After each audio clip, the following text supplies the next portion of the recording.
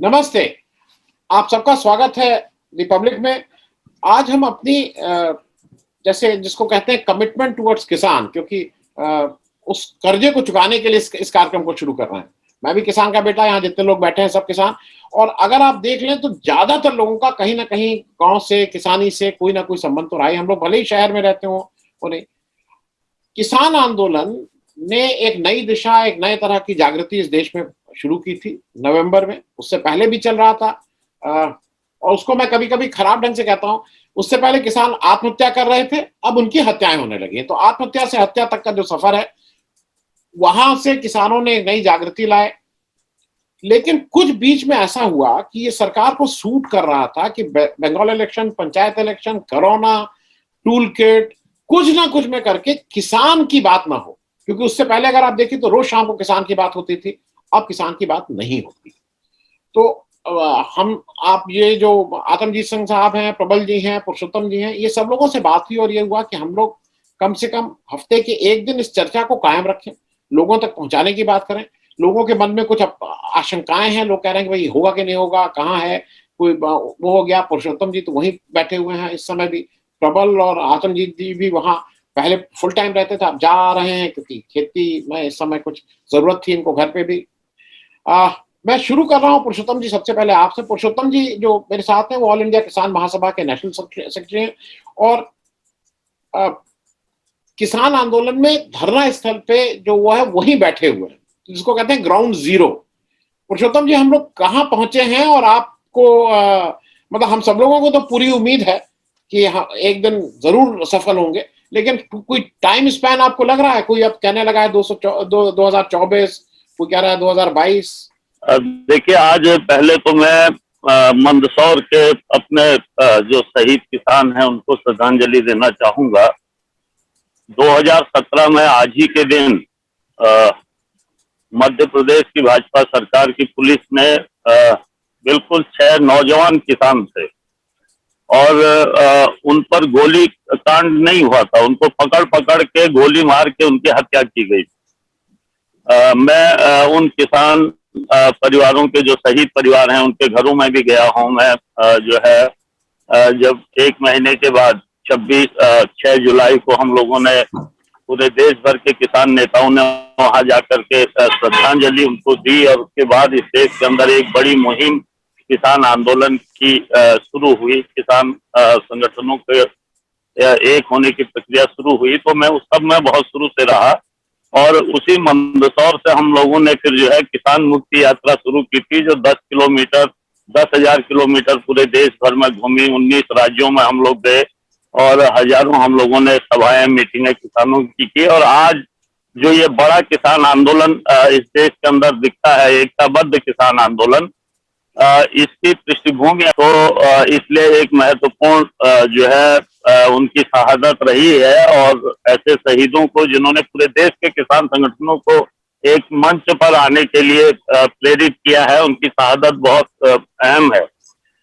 अभी जो किसान आंदोलन है जिस स्टेज पर पहुंचा है, तो एक बात हमको ये माननी पड़ेगी कि सरकार ने ये सोचा कि इस आंदोलन को हम जितना लंबा करेंगे शायद इसमें थकावट आएगी और किसानों के अंदर एक निराशा आएगी और आंदोलन ये जो है कमजोर होता जाएगा और एक दिन ये लोग उठ करके चले जाएंगे।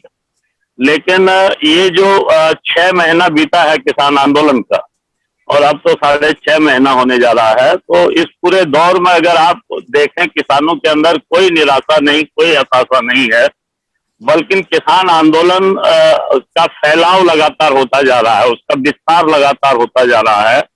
और अभी जो हम लोगों ने पूरे देश भर में जो काला दिवस मनाया था, बहुत जबरदस्त रिस्पांस। मैं बता रहा हूँ, तमिलनाडु के अंदर अकेले हमारे संगठन ने 100 से ज्यादा जगहों पर उस काला दिवस के आयोजन को किया और बाकी अन्य संगठन तो किए ही किए हैं।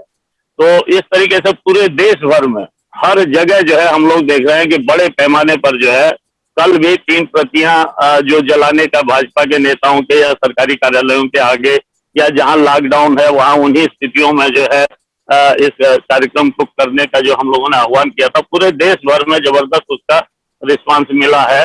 और आज भी मैं सुबह से देख रहा हूं कि मंदसौर के शहीदों को श्रद्धांजलि पूरे देश भर में लोग जो है दे रहे हैं।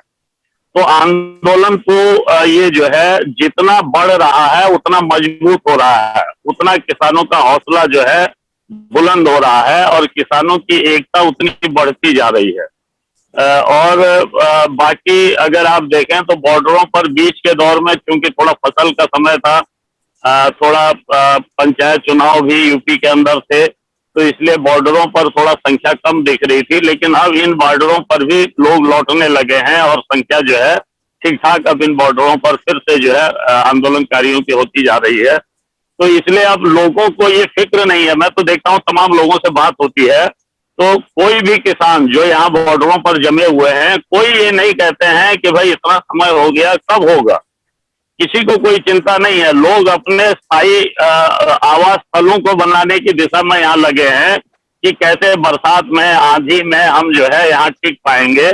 और मुझे तो लगता है कि वाकई लोगों ने 2024 मई तक का तो मन बना ही रखा है कि अगर बीच में हमारी समस्याओं का समाधान नहीं होता है, 3 कानून वापस नहीं होते हैं, तो 2024 मई में इस मोदी सरकार को इस देश से उखाड़ करके ही जो है किसान लौटेंगे। ये एक मूड जो है किसानों का दिखता है। जी मैं आदम जी आपके पास आ रहा हूँ। एक चीज जरा मुझे समझाइए, क्योंकि अभी शहादत की बात हो रही है मंदसौर में, जो किसान पुलिस फायरिंग से जो मरे थे, अब फायरिंग से मरे थे, इनकाउंटर से मरे थे। एक चीज समझ में इसलिए समझना जरूरी है कि अभी किसान आंदोलन, मैं सिर्फ नवंबर से बात कर रहा हूँ, नवंबर से आज 6 जून के बीच में बहुत से लोग शहीद हुए हैं इस किसान आंदोलन में। उसकी जवाबदेही तो आप मांगेंगे ना किसी से। ये बिल भी वापस हो जाएंगे, सब कुछ हो जाएगा। पुलवामा में जब जवान शहीद हुए थे तो इस देश ने मोदी सरकार को बड़े बहुमत के साथ वापस वो दिया था। तो ये जो किसान शहीद हो रहे हैं उसकी जवाबदेही किसकी होगी? देखिए आनंद वर्धन जी, जब पुलवामा अटैक हुआ था तो वो एक पड़ोसी मुल्क जो हमारे साथ जो हमेशा लड़ाई में रहता है, वॉर में रहता है, एक रीजनलिज्म, एक ओपियम ऑफ रिलीजन नेशनलिज्म जिसको कहते हैं, कि अफीम दी गई थी नेशनलिज्म की। और वो पुलवामा अटैक में वो भारतीय जनता पार्टी 2019 में इलेक्शन जीती। यहाँ हमारे 193 दिन में 502 या 500 से ऊपर किसान जो वो शहीद हो चुके हैं। और प्रधानमंत्री मोदी जी ने अभी तक एक शब्द भी नहीं कहा उन शहीद किसानों के बारे में, ना किसान आंदोलन के बारे में। उन्होंने सिर्फ एक बात कही थी कि किसान जो हैं कभी भी फोन कर सकते हैं, मेरा नंबर सबके पास है। तो किसानों ने तो यही कहा कि वो नंबर कहाँ है, किस नंबर पे हम फोन मिलाएं कि हमारी प्रधानमंत्री से बात हो जाए। वो नंबर अभी तक दिया नहीं गया। मैं खैर इस किसान आंदोलन को एक और चीज से जोड़ूंगा। आपने देखा है देश की अर्थव्यवस्था का क्या हाल है। मैं आपको एक डेटा बताता हूं कि CMI जो है, central for monitoring Indian economy, Mahesh Vyas ji की है। हालांकि बीजेपी वाले तो ये भी इल्जाम लगाते हैं कि महेश व्यास तो चिदम्बरम के कहने पे ये रिपोर्ट दिए हैं, पर एनीवेज उनकी रिपोर्ट जो थी, जब 2013 में जब यूपीए की सरकार थी तो उस टाइम पे बीजेपी उनकी वही रिपोर्ट महेश व्यास जी की कोट करके और यूपीए की सरकार को गिराने की बात करती थी। केवल CMI की रिपोर्ट और अजीम Prem ji social university livelihood phone सर्वे ने ये कहा है कि देश की अर्थव्यवस्था ठीक नहीं है। अनएम्प्लॉयमेंट जो है वो ऑल टाइम हाई है। 23 करोड़ लोग जो है अनएम्प्लॉय हो चुके हैं। 70% वर्कफोर्स जो है वो इस टाइम या तो कम सैलरी पे काम कर रही है और 30% लोगों के पास तो काम भी नहीं। और जहां तक इनकम का सवाल है, जो इनकम आज से 1 साल पहले 5,989 रुपए थी पर एनम, जो एक पर कैपिटा इनकम जिसको हम कहते हैं, वो घट के 4,989 रुपए हो गई। इसका मतलब है कि हम बांग्लादेश से और श्रीलंका से भी पीछे हो गए इनकम में। अब जो ये लोग अनएम्प्लॉयड हुए हैं शहर में, दिल्ली की बात करता हूं, दिल्ली में 45% अनएम्प्लॉयमेंट है। देश के तमाम बड़े शहरों में अर्बन अनएम्प्लॉयमेंट जो है वो 27% तक है और रूरल अनएम्प्लॉयमेंट 21% है। बजाय इसके कि मनरेगा में 150 घंटे काम देने के, या फिर 2,75,00,000 लोगों ने मनरेगा में काम मांगा है जिनको काम नहीं मिला है। ऐसा नहीं है कि नौकरियां नहीं है या लोग काम नहीं मांग रहे हैं।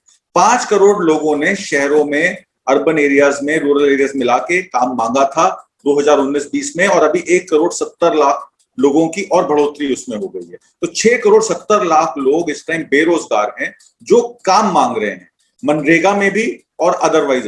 तो अब आप ये बताइए कि ये इकोनॉमी कहां जाएगी? रूरल इकोनॉमी जो है, एग्रीकल्चर की जो इकोनॉमी है, किसानी से जो रिलेटेड है, वही एक लेबर इंटेंसिव काम रह गया है। इंडस्ट्री तो जितनी भी अब नई लग रही हैं वो सारी जो है ऑटोनॉमस पे चल रही हैं और सारे वो कंप्यूटर पे चलती हैं, आईटी सेल से रिलेटेड चलती हैं। अब जो आईटी रिलेटेड कंपनीज हैं वो तो एम्प्लॉयमेंट जनरेट नहीं कर सकते, तो वो कैसे चलेगा? एक बात मैं आपको और बता देता हूं कि 2015-16 में बड़े फैनफेयर से एक कौशल विकास योजना प्रधानमंत्री जी ने लॉन्च की थी। उसमें 68 लाख लोग जो हैं अभी तक कौशल विकास में जो है वो ट्रेन कर दिए गए। पर अगर आप मात्रा पूछें कि नौकरी उसमें कितने लोगों को मिली, तो नौकरी मात्र 15 लाख लोगों को मिली। बाकी जो 53 लाख लोग 44 लाख लोग हैं वो अनएम्प्लॉयड हैं। तो अगर किसानी में अगर किसानों को अपनी लागत का मूल्य नहीं मिलेगा, पेट्रोल और डीजल के दामों में आपने देखा 40 से 45% इजाफा हुआ पिछले 4 सालों में। उसका अगर आप सेस पे जाएं तो जो सेंट्रल गवर्नमेंट एक्साइज और सेस लगाती है पेट्रोल डीजल पे, उसका 70% जो सेस है वो सेंटर की सरकार रखती है, मात्र 30% स्टेट के खाते में जाता है। और जो एडिशनल सेंट्रल एक्साइज है उसका 90% जो है वो सेंटर के खाते में जाता है और 10% स्टेट के खाते में जाता है।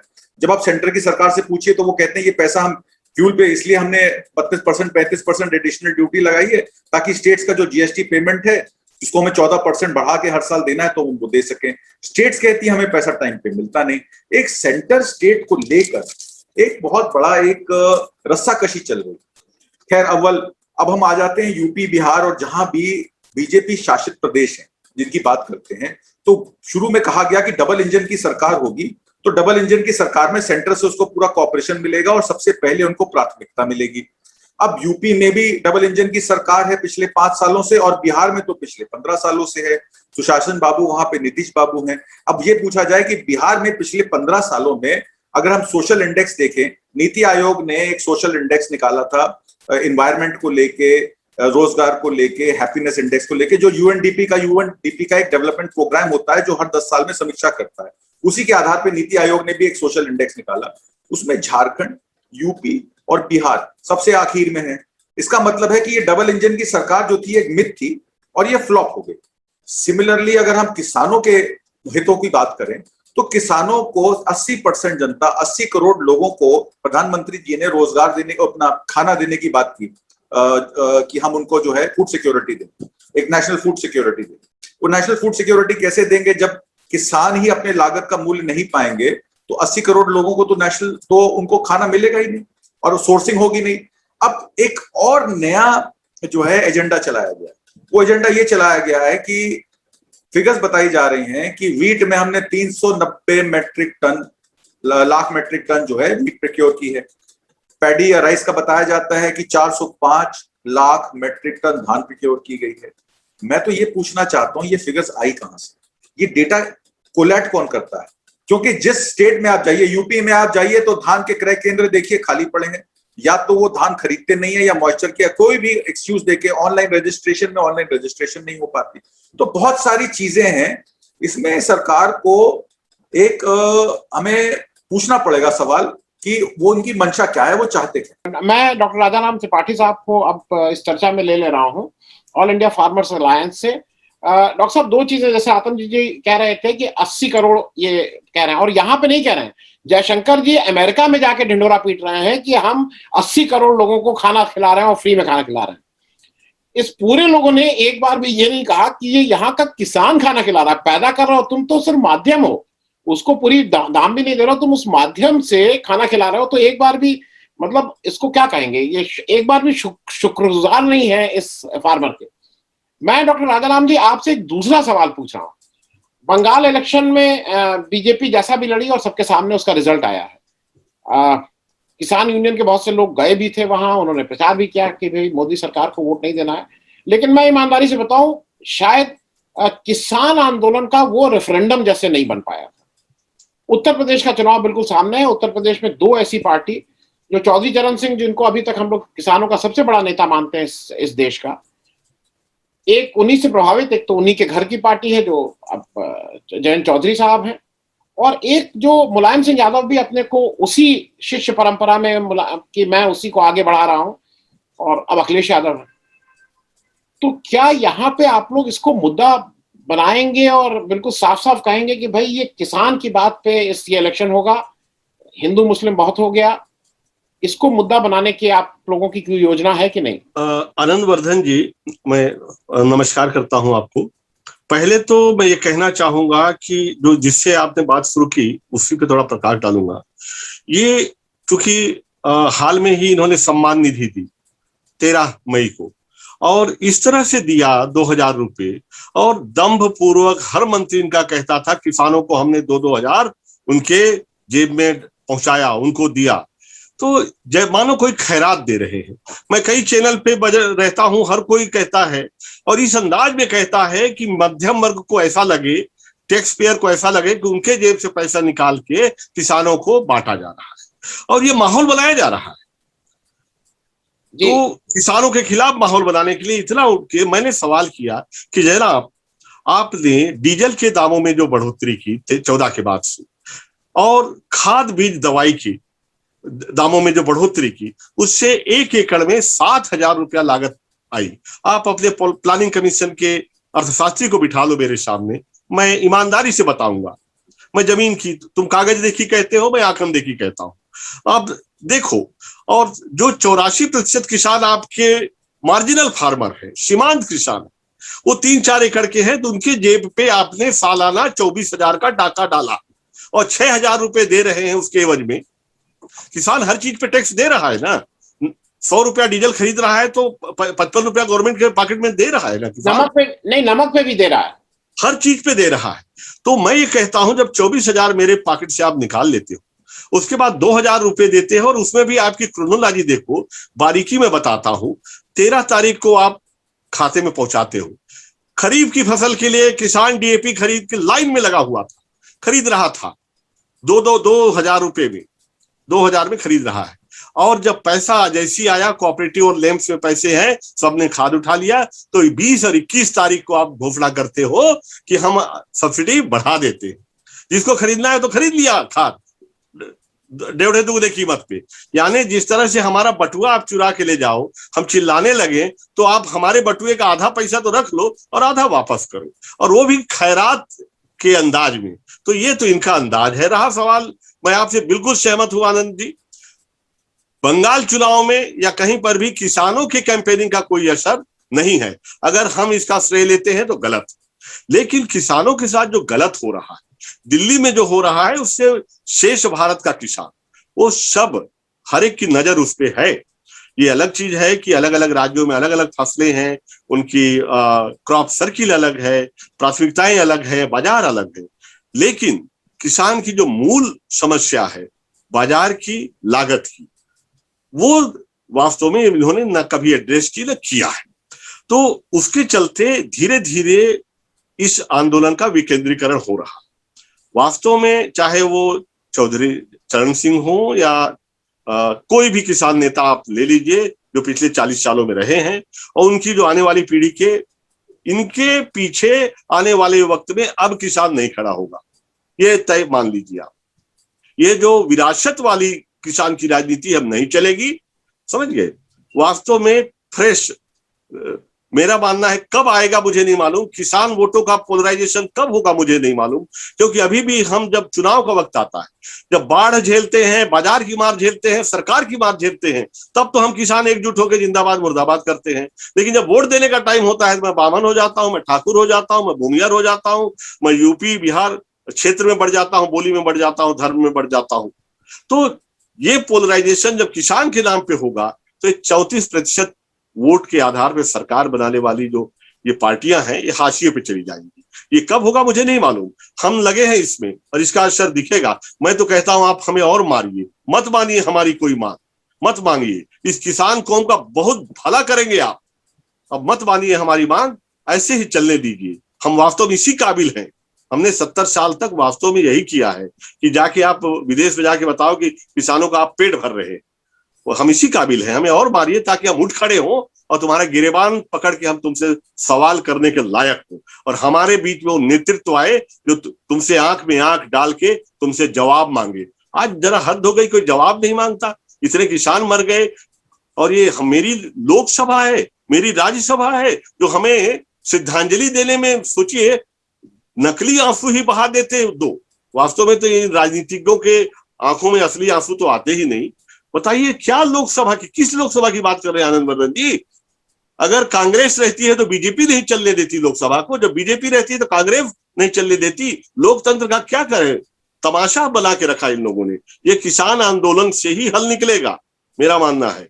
और मैं नहीं मानता कि 3 कानून ही अब मुद्दे हैं। मैं बार बार कहूंगा, केवल 3 कानून अब मुद्दे नहीं है, और ये हमें समझना होगा, और ये पूरे किसान नेतृत्व को समझना होगा। जो 40 किसान संगठन जो सरकार से बात करते हैं वो भी, और जो राष्ट्रीय चैनलों में गाल बजा रहे हैं किसान विशेषज्ञ वो भी, और जो पार्लियामेंट में कलफ लगे कपड़े पहन के हमारे नुमाइंदे बने हैं उनको भी, उनको समझना तो होगा आनंद वर्धन जी, ये तय है। जी जी। प्रबल जी, मैं आपके पास आ जाऊं आपसे थोड़ा जल्दी में।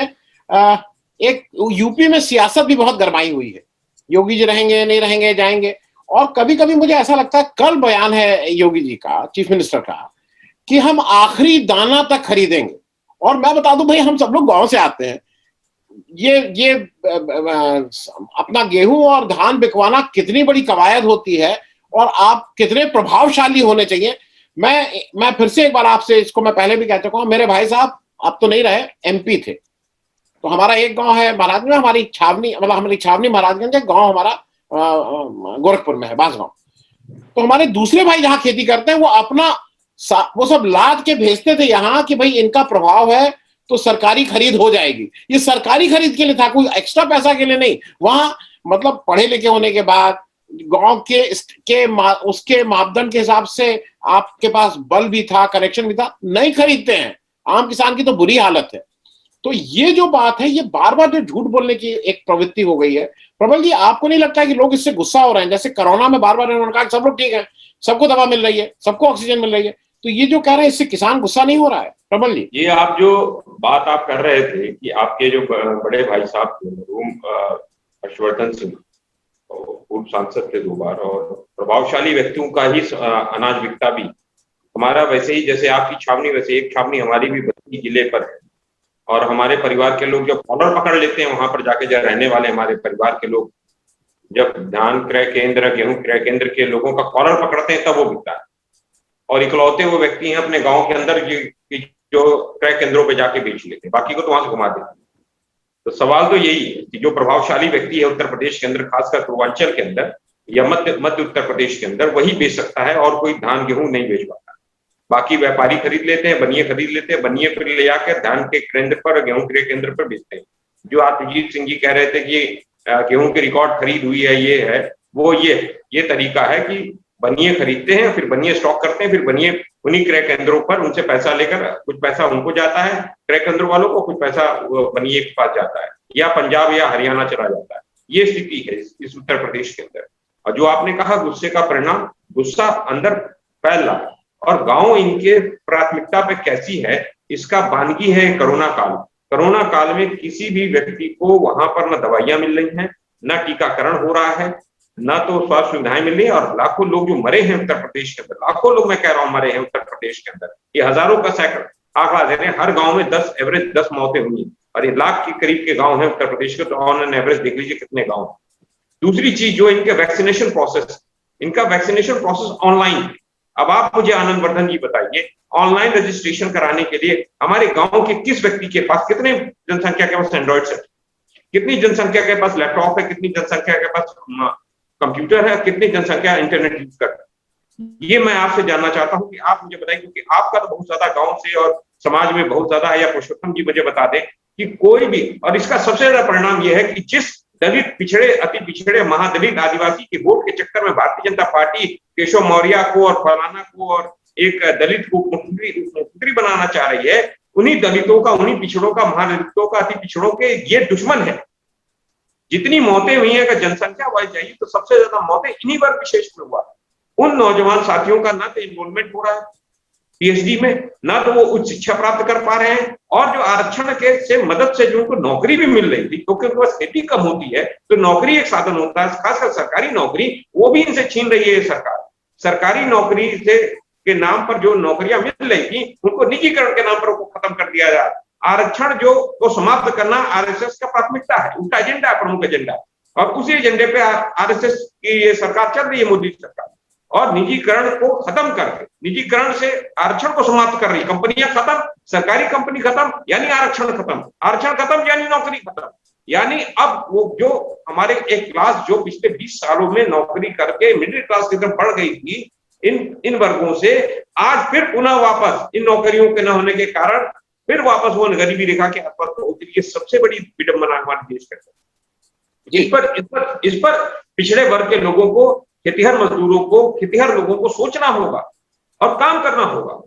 और मैं ये मानता हूं, अभी राजा राम त्रिपाठी जी कह रहे थे, इम्पैक्ट है। उत्तर प्रदेश के अंदर भी जो अभी पंचायत चुनाव हुए हैं उसमें किसान आंदोलन का इम्पैक्ट है। हाँ, ये है कि बहुत सारे स्कैटर्ड वे में है। अब इसको हम लोग no vote to BJP campaign करने जा रहे हैं। आने वाले समय में हमारा तय हो रहा है, हम कुछ मीटिंग्स करेंगे। पुरुषोत्तम जी से भी बात हुई है, राजा राम जी से भी बात हुई है, अभिजीत भाई भी है, बाकी और एसकेएम के लोगों से हमारी बातचीत चल रही है।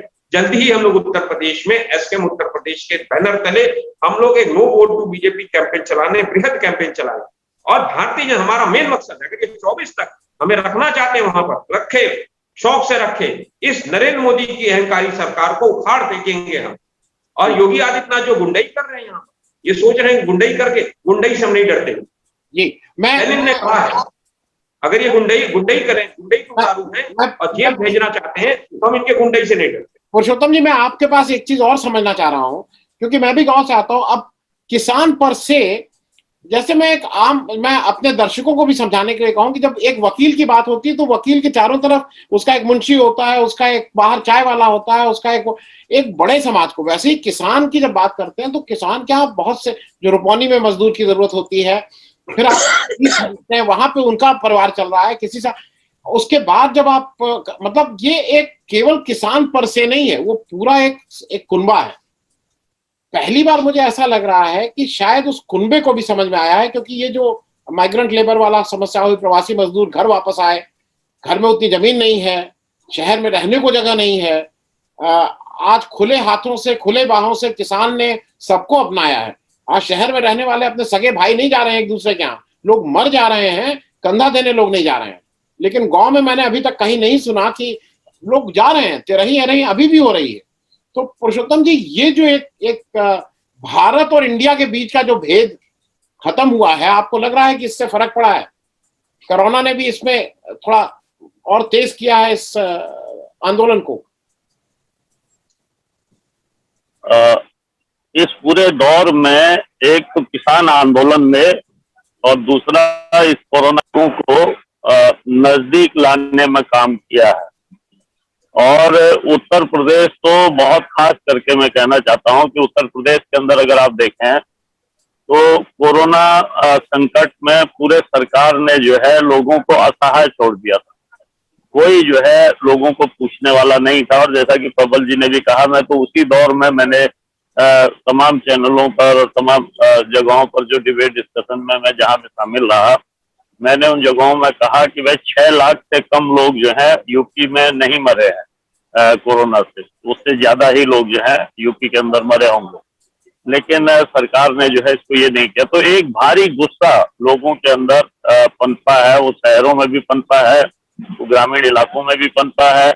इस दौर में अब देखिए तो यूपी के अंदर और केंद्र में मोदी सरकार हो चाहे यूपी में योगी सरकार हो, इन दो घटनाओं ने इन दोनों की छवि को जबरदस्त नुकसान पहुंचाया है।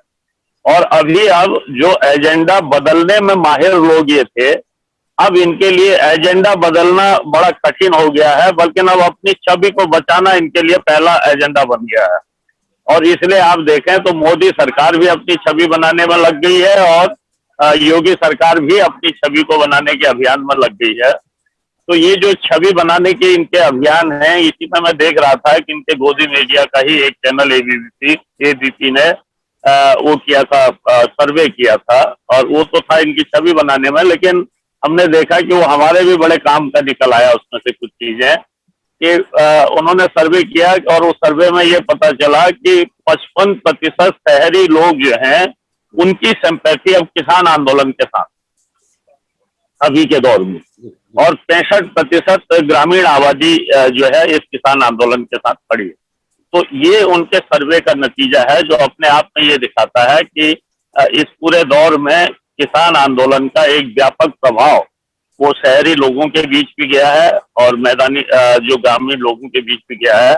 मैं खुद दिल्ली को देखता हूँ पिछले 30 साल के दौर में, इस आंदोलन से पहले जो भी बड़ी रैलियां, जो भी बड़े कट दिल्ली में होते थे तो दिल्ली के लोग नाक भौं सिकोड़ते थे कि भाई ये क्यों आ गए और कैसे आ गए। उनको लगता था कि हमारी सामान्य जिंदगी में खलल डालने के लिए ये रैली के लोग आए हैं। लेकिन ये जो किसान आंदोलन है, इस किसान आंदोलन के प्रति एक सिंपैथी शुरू से दिखी है दिल्ली के लोगों को, और दिल्ली के लोगों को कहीं से भी नहीं लगा कि भाई ये क्यों यहाँ आ गए, और जबकि इतना दिन हमको यहाँ पर हो गया है। तो ये एक बड़ा अंतर इस पूरे दौर में है। और उत्तर प्रदेश के अंदर तो मैं कहना चाहता हूं कि इस चुनाव में इसका बड़ा प्रभाव देखने को मिलेगा। हम तो यहाँ पर ये बॉर्डर जहाँ पर हम हैं वहाँ तो यूपी के ही लोग मैक्सिमम आते हैं, उत्तराखंड के लोग मैक्सिमम आते हैं। तो उत्तराखंड में तो जो पर्वतीय क्षेत्र है वो अभी इस आंदोलन से थोड़ा दूर है, वो अभी अछूता है। और उसका थोड़ा दूसरा कारण भी है कि जो सोशल जो वहाँ की संरचना है वो इस टाइप की है जो कि भाजपा के एक स्वाभाविक आधार का निर्माण करती है।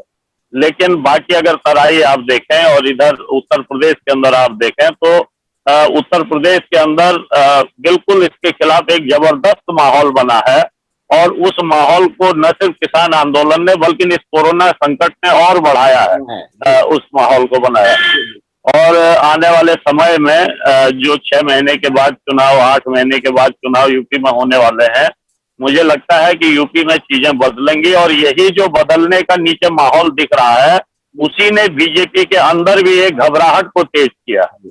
जी आतम जी, आपसे मैं आपके पास आ रहा हूँ जरा संक्षेप में, क्योंकि समय का वो है। एक तो अगला वाला हम लोग एक एपिसोड इस पे करें जो लागत और उसका केवल हम लोग उसको उतने पे रखेंगे कि अब क्या क्या लागत लगती है और कैसे उसका एंड मूल्य तय होता है, केवल लोगों को समझाने के लिए। मैं थोड़ा इस किसान आंदोलन ने पहली बार ऐसा मुझे लग रहा है कि थोड़ी चुने हुए प्रतिनिधि, जो जनप्रतिनिधि हैं, उनसे जवाबदेही भी मांग रही है। इससे पहले कभी कोई नहीं कहता था, लेकिन हरियाणा ने तो साफ साफ दिखा दिया। लोग घर से निकलने में वो कर रहे हैं, उनको डर है कि भाई लोग पूछे जाएंगे तो लोग पूछेंगे क्या किया किसानों के लिए। तो क्या किसान चुने हुए प्रतिनिधियों की थोड़ी जवाबदेही बढ़ी है किसान आंदोलन के बाद? आतंक जी। देखिए, जवाबदेही तो लोकतंत्र में हमेशा रहती है पब्लिक के प्रति, क्योंकि पब्लिक वोट देती है आपको। तो अगर पब्लिक आपसे सवाल पूछेगी तो उसकी जवाबदेही तो रहेगी।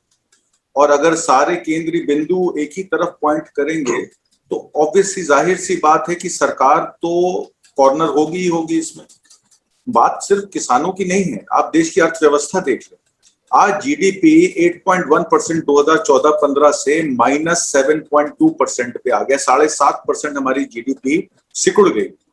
और एक बड़ी तत्व सामने ये आया है कि हमारे आदरणीय होम मिनिस्टर अमित शाह जी ने कहा था कि हमारी जो इकोनॉमी है वो 5 ट्रिलियन रुपीस की हो जाएगी 2022 तक।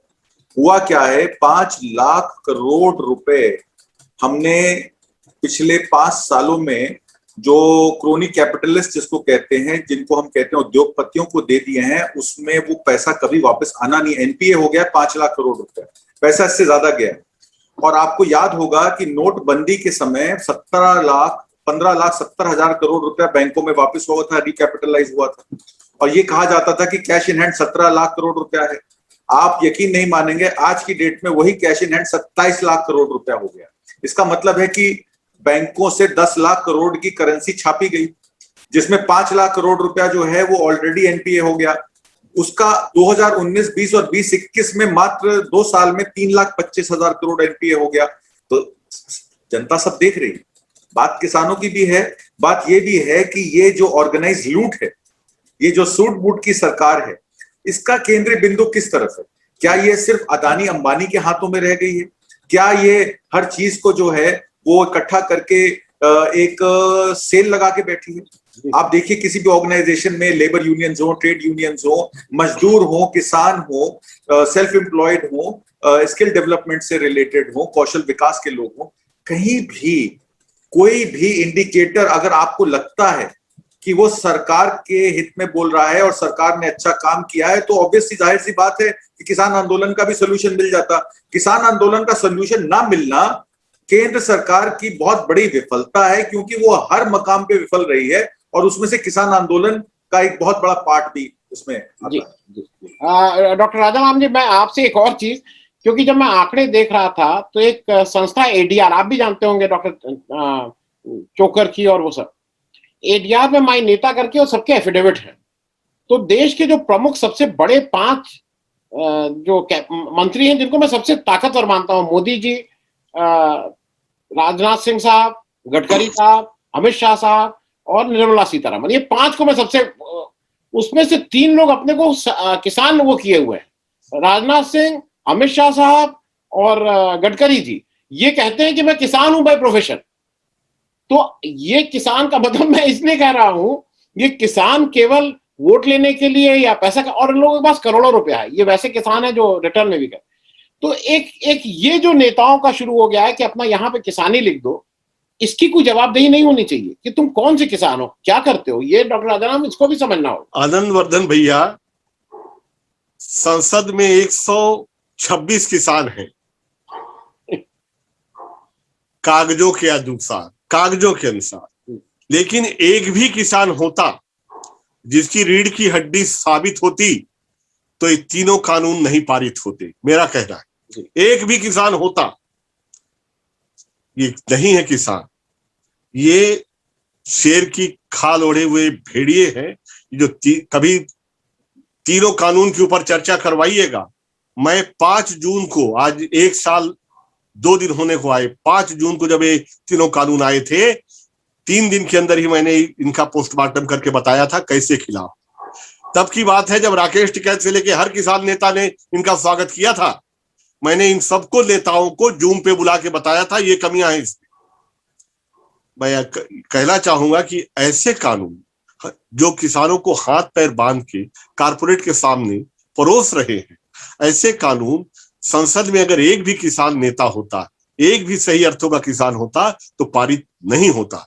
वास्तव में ये विडंबना है। आप, चूंकि मेरी आदत है जो सवाल पूछेंगे पिन पॉइंटेड ही मैं जवाब देता हूं।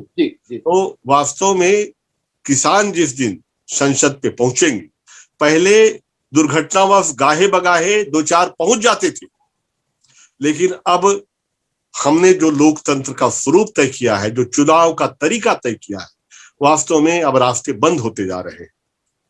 जी, क्योंकि अब तो ठेकेदार और यही लोग पहुंच पाएंगे, वो किसी भी तरह का ठेका करते हो वो जी। प्रबल जी, मैं चलते चलते अंतिम आपसे बात कर लूं कि ये जितना सब माहौल बना है किसान आंदोलन का, ये कहीं ना कहीं इस पूरे विमर्श में हम लोगों ने उत्तर प्रदेश में खास करके मैं कहूंगा एक हिंदू मुस्लिम डिवाइड करने की हरदम कोशिश की है। तो आपको क्या लगता है कि, मुझे पहली बार, किसानों में हिंदू मुस्लिम नहीं होता है, किसानों में तो मैंने आज तक नहीं देखा कि हिंदू मुस्लिम कहीं है, वो किसी के लोहार कोई है तो वो कहीं है, वो सब एक ही है, वो एक समाज होता है। आपको क्या लगता है कि फिर से ये जब आएगी बात तो किसान आंदोलन से ज्यादा भारी पड़ेगा हिंदू मुस्लिम? जी नहीं जी, जो इनकी नर्सरी थी, इनकी 2 नर्सरी आरएसएस की, एक मुजफ्फरनगर नर्सरी थी, एक गोरखपुर नर्सरी। मुजफ्फरनगर नर्सरी को इस किसान आंदोलन ने बस्ट आउट कर दिया, खत्म कर दिया, टूट गया। और वहां पर जाट और मुसलमानों के बीच में जो एक दूरी बन गई थी वो पाट गई है, और वो एक होकर खेतीहर मजदूरों किसानों की तरह वो लड़ रहा है, और यही इनके लिए परेशानी का सबब बन गया है। अब जो नई हमें कोशिश करनी है वो लखनऊ से, बाराबंकी से और आगे तक के, जो गोरखपुर में एक नर्सरी बनी हुई है, इसके और आसपास के इलाके की नर्सरी को जिस दिन बस्ट आउट कर देंगे हम, ये उत्तर प्रदेश से क्या पूरे भारतवर्ष, ये भारतीय जनता पार्टी नाम की और नफरती राजनीति करने वाले ये आरएसएस के लोगों को हम उखाड़ फेंकेंगे देश से। इससे हमें बड़ी कोशिश करनी पड़ा। और किसान आंदोलन के अंदर एक किरण है, आशा की किरण मैं देखता हूं कि जिस तरीके से लोगों को किया। और सबसे बड़ी चीज क्या है, इस देश के अंदर एजेंडा भी किसान तय करते। अभी किसान आज के दिन में, अभी लोग हल्ला कर दें कि पेट्रोल और डीजल के दाम पर अभी शुरू कर दें कमेंट देना, प्रेस स्टेटमेंट देखना, अभी देखिएगा, अभी कल से आंदोलन शुरू हो जाए। अभी मैं आपको बताऊं, वैक्सीनेशन पर अभी किसान बोल नहीं रहे। जिस दिन से किसान वैक्सीनेशन पर बोलना शुरू कर देगा, एक वैक्सीनेशन एक बहुत बड़ा मुद्दा बन जाएगा। और मैं आपको एक और नई चीज बता दे रहा हूं, अभी किसी ने आरटीआई लगाई, 35,000 करोड़ रुपए का जो पीएम केयर फंड है, उसमें से जो वैक्सीन के लिए किया गया था, उसमें से 4,488 करोड़ रुपया ही बस अभी सरकार ने नहीं प्रबल जी, मैं उसको सही कर दूं, वो 35,000 करोड़ रुपए बजट में एलोकेशन था, उसमें से हुआ, पीएम केयर फंड से उसको मत नहीं, हाँ, बजट एलोकेशन, बजट एलोकेशन में पीएम केयर बजट एलोकेशन में जो 35,000 करोड़ रुपया था, उसमें से 4,400 करोड़ रुपए ही इन्होंने किया है अभी तक। इनकी सीरियसनेस देखिए कि कितनी आबादी को ये चाहते हैं वैक्सीन से महरूम रहे। मैं चूंकि बात अभी हम लोग किसान की कर रहे हैं, इसलिए उसको वो कर रहा हूं, खत्म कर रहा हूं मैं इसको। मैं एक चीज और कहूंगा आप सब लोगों से, जैसे मैं भी किसान का बेटा हूं भाई, मेरा एक कहीं ना कहीं ये लगता है कि इस इलेक्शन में हम लोगों को एक दबाव ये भी बनाना चाहिए, as a social media, as a किसान नेता आप लोग हैं, कि भाई जो किसान का वोट लेना है उसको एक कोई पहले अपना हलफनामा देना होगा सार्वजनिक रूप से, कि मैं अगर हूं तो मैं किसान का हूं, मुझे ये चीजें हैं, तुम ये हलफनामा दे दो, हम फिर देखेंगे क्या होता है। एक उसमें 6 लोग हलफनामा देंगे, जो सबसे अच्छा होगा उसको देंगे। ये कहीं ना कहीं प्रेशर आज से बनना शुरू होना चाहिए कि भाई जो भी उम्मीदवार आएगा उसको एक किसान आंदोलन के साथ तुम हो, किसान की मांग के साथ हो, ये सार्वजनिक मंच से तुम बोलोगे नहीं तो किसान नहीं आएगा, तुम किसी पार्टी में हो, अभी पार्टी की बात ही ना करें। मुझे ऐसा लगता है कि इस तरह की कुछ सार्थक बातें भी इस इलेक्शन में होनी चाहिए, क्योंकि अगर किसान मुद्दा नहीं बनेगा तो देश को किसान ने ही बार बार बचाया है। आज जो जय जवान जय किसान की बात होते हैं, वो किसान का ही भाई या किसान का ही बेटा उस सीमा पे बैठा हुआ है, किसी आईएएस और किसी नेता का बेटा मुझे नहीं लगता है कि पुलिस और उसकी सेवा में है। बहुत बहुत धन्यवाद आप लोगों का, समय की थोड़ी सीमा रहती है इसलिए वो कर रहे हैं। आगे भी आप लोग आते रहेंगे और इसको और चर्चा को जरा व्यापक करने की कोशिश करेंगे। बहुत बहुत धन्यवाद।